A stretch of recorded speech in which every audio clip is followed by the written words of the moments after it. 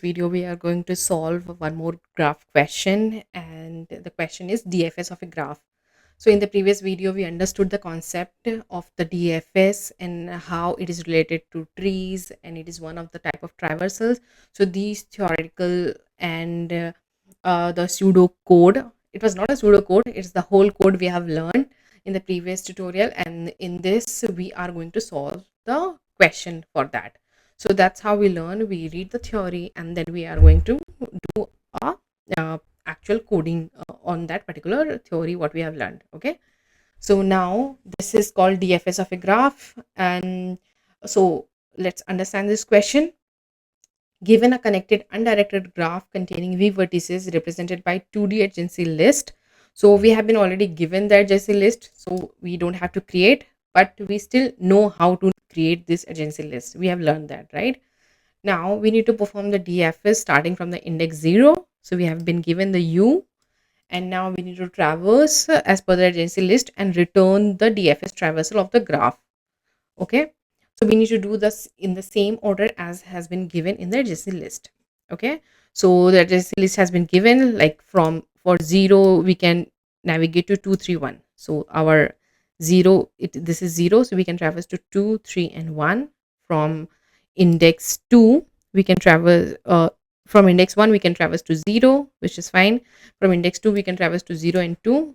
So for index 2 we can traverse to 0 and 0 and 4. So that is 0 and 4. And from 0 1 2 3, from index 3 we can traverse to 0. From index 3 we can traverse to 0, and from index 4 you can traverse to 2. So index 4 we can traverse to 2. So our agency list is already been given, so let's code for that. So we what we have learned, so we need to create a boolean array called visited, right? And we can create a new array of size n. So we are going to create n is equal to adj dot size.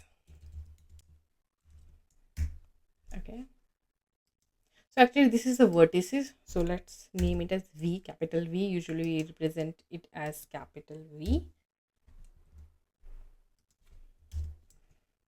Okay, now we are going to call the DFS by passing our data, which is adj, our source node, and the visited array.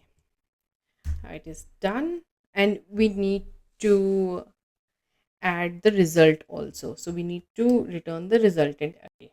So let's create that as well. List, new array list. Okay, so we need to pass that as well. Now once we populate this after calling this overloaded DFS method, we are going to return the list. So this is very short and sweet. Let's write the actual DFS. Private void DFS, and our first is adj. Okay, now second parameter is int u, our source, then boolean array visited, and the last one is our resultant list. Okay, so let's add this as well. Okay, now what we did first, we are going to check whether our particular node, the source node, is already visited or not. So how are we going to check it? Visited of u. So if our u is visited, we don't have to do anything, just simply return.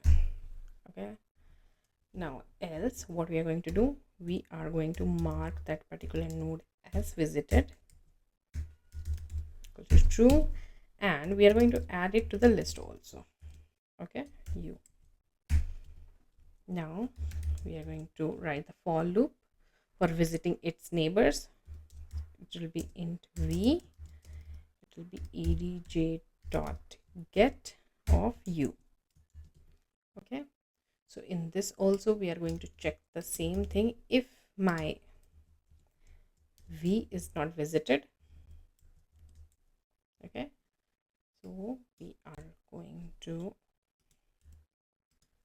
perform the DFS on it by passing the ADJ, my current node, visited array, and the list. Okay, once this is done, we are good. Okay, so let's run this.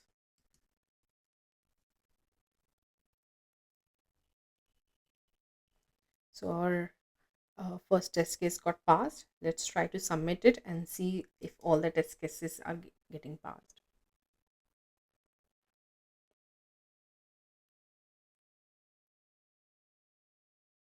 Yay, so it got passed.